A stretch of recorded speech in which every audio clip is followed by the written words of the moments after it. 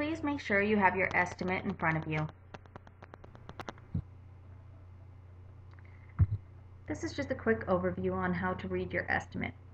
As you will see, up at the top you will have a description. So if it's a West Home Planner's plan or custom plan, as this one is a custom plan, you'll notice there's more of a description. Also, if it's a stock model, then it'll note the stock model's name, and then it'll also have these where it'll say that local engineering for soil bearing capacity foundation point loads to be arranged by owner. This is because we are building in so many different areas, and every area has a different need. So we're just trying to make sure that you're understanding that these have not been engineered for the foundations. The estimate is always based on the concept drawing provided. So if there is a planning website, we're not receiving usually all the details as to the exact window measurements. So you'll notice when your drawing comes out that the window measurements might have changed. The window measurements are always shown as feet. So if you see on your drawing that it's a 3040, then it's 3 feet by 4 feet, not 30 inches by 40 inches. So you'll notice that that's always the hardest thing for people to understand. Down here you will see section 00, concrete footings, foundation and slabs by owner. So that will all depend on what you choose, and that will be up to the customer to decide what foundation type they're going with, which we will incorporate in the drawing. Daylight walls and walkout walls are included unless specified by the owner that they are going to go 100% concrete. So that's always a personal choice, and we will help you weigh the benefits, but we always make sure that you are aware that the foundation is not really anything that we take care of from a package point of view. Cameron Manors does take care of the package and the foundation on complete builds only. So if we're doing a complete turnkey, then that's when we will help you find a foundation contractor, and we will actually general contract that for you.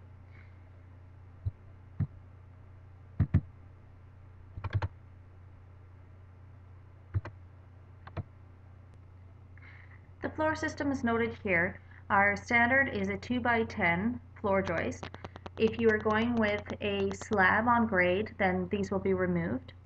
You can also have an I-joist, and the ones that we refer to as an engineered are actually a 4x2 web truss system. Those will give you a larger span and more height in a foundation. However, there will be a greater height to that floor joist system, so you might need to add a couple extra risers to the stairs that you have leading to your foundation in order to accommodate those. We have had customers save quite a bit of money going with the engineered. The pricing for the engineered is always noted at the bottom of the estimate. We always put the estimates in the standards just so then you can upgrade. It's easier to upgrade than to put throughout your estimate upgrades and then have to remove some when the budget is exceeded.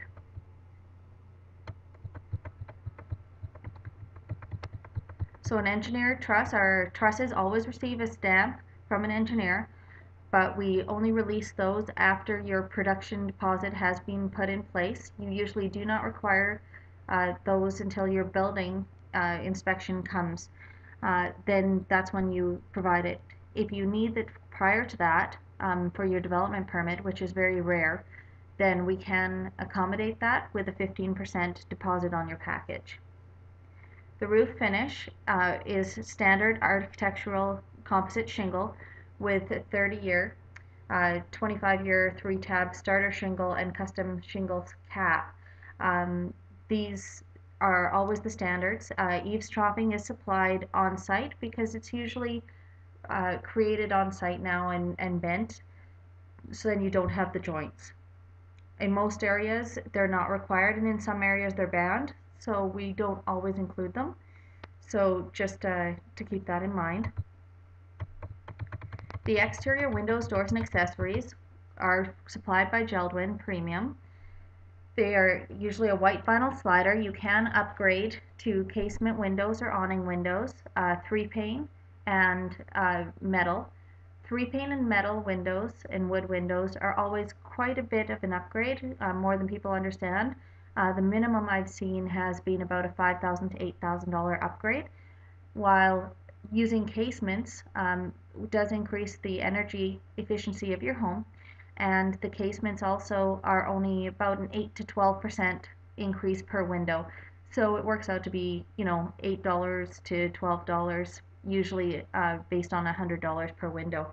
So that's definitely the way most people will go. But while you're going through your design phase, you'll have to check to make sure that everything is meeting egress. So when you read the designer's notes, you'll notice if it doesn't, they will suggest you do not go with it. And most of the time they won't even draw it because it is a liability issue. Because if you were to proceed, then we'd be liable. The exterior finish is always a Hardy Plank Color Plus.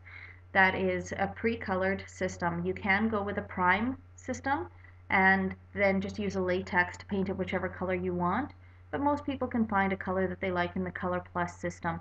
You can go to hardysiding.com and play around with the siding and finishes to figure out what kind of look you want on your home. It'll allow you to pick out a color and a style of house that's similar to yours.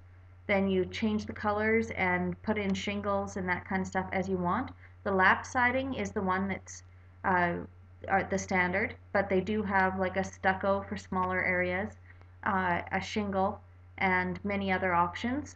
We usually recommend, if you are going with a shingle, to go with a cedar and just give it a little treatment to keep it from going gray. As you will see, it's saying insulation and accessories not included in this package, drywall and accessories not included in this package, and garage overhead doors. We cannot ship garage doors without damage, so we always recommend getting those on site. So all of these things that it's saying it doesn't include down here, those are available but in another package, which we'll get to later. The miscellaneous materials here. So it gives you the bulk fasteners for erection of the package. You'll notice that those are hand nails and hand screws and that kind of stuff. A lot of people decide to turn that in because you will get a credit back of, depending on the size of your package, around $280, $480. But we do recommend, if you are going to use a nailer, to change those so then you can go and get the nails that you need for your specific gun. So whenever we're doing a quote, it always includes the delivery, and if you could let us know if there's going to be trouble going up your drive, then we can put on 2 trailers rather than 1 large trailer. The 2 trailers can either be dropped if you're going up a very steep hill that's going to be very hard on the engine, then we'll drop 1 trailer and take 1 up, and it also helps for getting around corners. If it's tight, we'll keep both trailers on. But as long as we're aware ahead of time, that will definitely help.